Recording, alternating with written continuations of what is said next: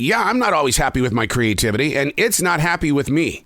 But when we come together to use each other's energy and the outside sources around us don't communicate with us, well, creativity and I were like, well, what happened here? We showed up. What about you? And what do you do in situations like that? Creativity is an addiction. Unplugged, because we will always say yes to creativity. Totally Uncut, because we all make mistakes. But we've got to turn it into a tool. All of us have to turn it into a tool. This is Arroe Unplugged. I love walking into a Starbucks or even a grocery store and people watch. To see people trying to put together what it is that they want to do in that moment, or they get caught up in a thought and everything in them stops. That has happened a lot over the past 24 months where people just stop. They have to sit down, take a break to breathe. The anxiety level across the globe is through the roof. Try and find yourself a psychotherapist or a psychologist right now. See what kind of a list you're going to be waiting on. There is an answer, and the answer will always be with them. But until you get to them, what can you do? Write. Meditate. Do something in your place of mindfulness. Be grateful. Create a grateful journey. I do a defrag journal. I also do my morning pages. 2 completely different personalities. But we are in this place, and it just doesn't feel like we're escaping this place, that we need to have a mental break. Hey, it's Arroe. This is The Daily Mess, a chronological walk through an everyday world. I am a daily writer. I've been doing this for 28 years, and I'm searching for answers just like anybody else. Do I find them? Sometimes. What am I going to do with them if I do have them? I don't know. We grow from them. They're seeds. You put them in the soil, but you make yourself aware of where you're standing by way of being mindful as well as grateful, and you learn to grow from those positions. And that's what The Daily Mess is all about. Tapping into the imagination can be the easiest adventure. Plus, it can also be the craziest of all decisions. See, the goal should be to build some sort of relationship with something completely 100% unseen.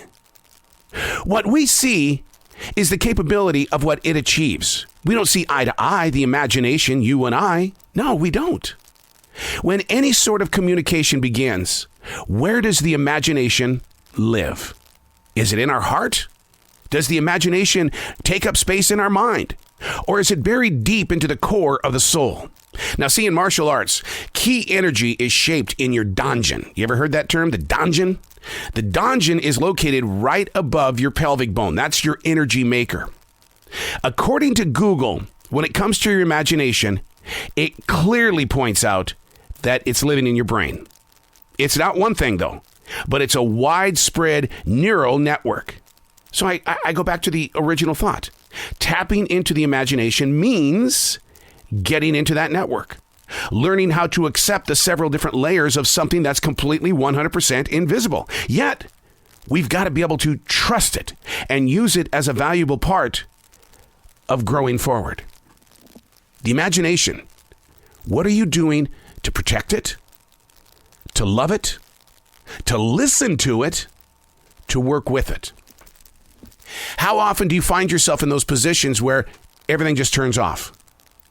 Did your imagination turn off? Or did the body just not agree with that neural system, that network? Or maybe your imagination was knocking on your heart going, hey, look, I know you got to be here because you told everybody you would be here, but we got to be someplace else. And so all of a sudden, in that inner decision of trying to make up your mind, you just stop.